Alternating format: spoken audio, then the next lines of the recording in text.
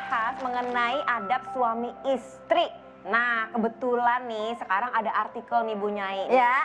yang membahas tentang suami yang tidak mau melunasi hutang istri yang sudah meninggal. Ada juga suami yang begitu, ha? Mungkin. Makanya kita lihat artikelnya berikut ini. Istri meninggal, tinggalkan utang. Kok saya yang ditagih untuk melunasinya? Nah, gimana tuh kira-kira Bu Nyai? Apakah kalau istri kita meninggal, misalkan kalau suami istrinya udah meninggal gitu, kalau ada utang-utang harus dilunasin apa enggak sih? Bukannya harusnya dilunasi. Kalau menurut saya ya kan yang awam nih ya, emang harus membantu supaya dia tidak berat nanti di akhirat. Tapi kalau Bu Nyai gimana? Iya baik ya, Ci Ayah. Ibu? Kira-kira siapa suami wajib tanggung utang istrinya nggak? Oh cepet, kalau ibu-ibu mah kalau tanggung utang istrinya. Baik, oke. Baik, oke ya. Kita lihat dulu. Kalau misalnya seorang suami punya gaji tidak cukup untuk kebutuhan sehari-hari. Akhirnya dengan terpaksa istri ngutang buat biaya sekolah, buat bayar PDAM, buat bayar listrik, pulsa, beli token gitu kan. Terus buat apa lagi Bu? Buat makan. Terus biaya apa lagi? Iya, kebutuhan pokok dulu. Kebutuhan primer. Kebutuhan yang mau tidak mau harus tetap ada. Nah itu terus sama-sama suami istri saling mengetahui bahwa ini memang kurang dan kemudian si istri terpaksa hutang. Maka kalau sampai si istri ini meninggal, sebetulnya ini adalah hutang suami juga. Maka apa? Suami wajib melunasi. Karena ini adalah untuk kebutuhan hidup. Tapi lain halnya, istri karena pergaulannya dengan lingkungannya. Misalnya si suami penghasilan pas-pasan. Terus dia punya kelompok sosialita. Yang dalam notabene dalam catatan selalu pakai barang mewah, kok bawang merah dibalik barang mewah gitu. Oh, temannya sosialita pakai sepatu yang bagus, kemudian pakai arloji yang bagus, pakai perhiasan yang bagus.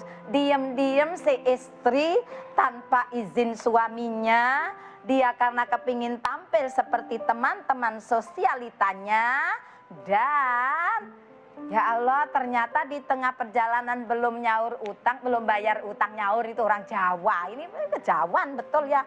Mending saya orang Cina bisa Jawa. Nah itu wajib bayar utangkah ketika istri meninggal? Lalu itu utangnya siapa? Kalau untuk kebutuhan seperti ini bukan tanggung jawab suami lagi. Maka si istri yang bertanggung jawab membayar utangnya. Karena ini bukan untuk kebutuhan hidup, tapi ini untuk gaya hidup. Beda tidak? Beda. Kalau untuk kebutuhan hidup Allah itu cukupi. Tapi kalau untuk gaya hidup, ini kita yang harus dicuci. Betul tidak kah? Betul. Hanya sampai di sini Ibu bisa paham? Untuk kebutuhan hidup dan untuk gaya hidup. Ini hati-hati.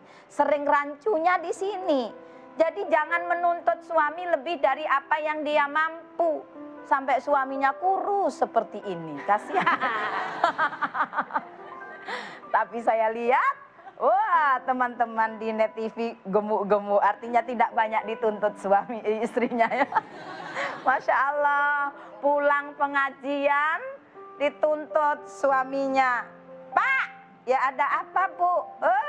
Bapak tadi nggak ikut hadir di Net TV. Ya Allah Pak, dari mengaji itu saya jadi sadar. Bapaknya bilang, Alhamdulillah. Jangan Alhamdulillah dulu Pak. Bapak nggak nanya sadar apa? Sadar di antara teman-temanku yang hadir tadi Pak, saya ini, kita ini ternyata yang paling miskin.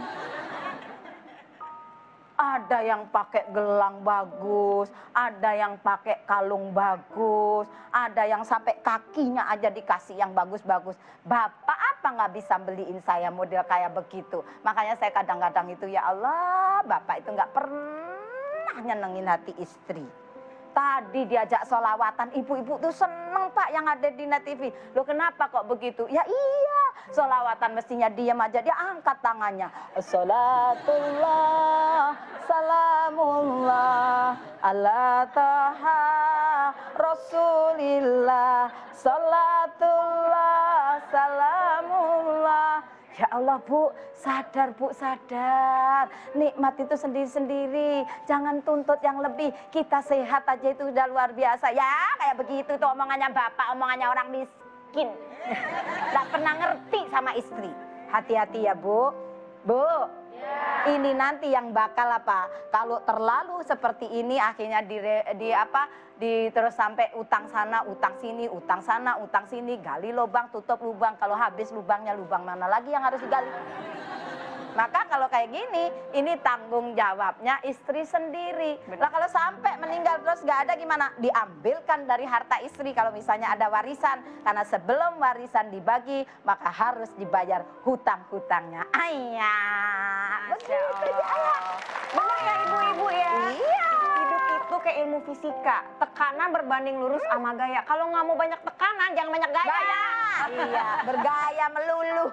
Bener banget ya. Iya. Setuju. Jadinya harusnya saling menghargai Iya, ya sama suami betul. ya.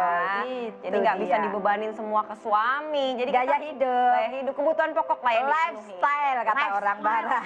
Iya, orang yang kekinian itu lifestyle gitu ya. Biar healing terus kita. Nah, aku jadi penasaran juga nih ya Bu Nyai, aku mau kepo nih. Kira-kira nih ya kalau tadi kan sempat ngebahas soal harta warisan. Oh ya, ya. Nah kalau suami itu boleh nggak sih ikut campur dalam pembagian harta waris istri dari orang tuanya? Misalnya orang tuanya meninggal, orang tua istrinya meninggal gitu kan. Ada warisan dong pasti buat si istri. Berhak nggak sih suami itu ikut campur gitu? Ya, ini lucu lagi ya.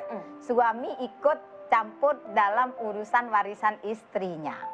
Halo Ibu. Bagaimana kalau suami Ibu begitu, hah? Gimana ya?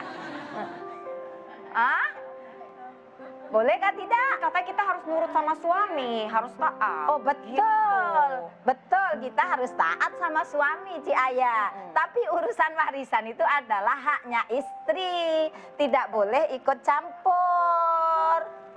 Begitu. Jadi apa? Kadang-kadang ini yang membuat rancu masalah, makin memperkeruh masalah itu ya di sini. Biasanya orangnya sendiri biasa-biasa nerima aja dengan pembagian warisan. Oh iya, istri itu dapatnya separuh dari laki-laki, saudara perempuan. Nerima. Dari Quran sudah ada, tapi karena suami menggosok terus, menggesek terus, akhirnya iya ya, waktu bapak sakit saya yang ngerawat, ibu sakit saya yang ngerawat. Masa ketika meninggal harta warisan cuma dapat setengah dari laki-laki, itu digosok oleh suaminya. Maka ini yang tidak boleh. Halo Ibu.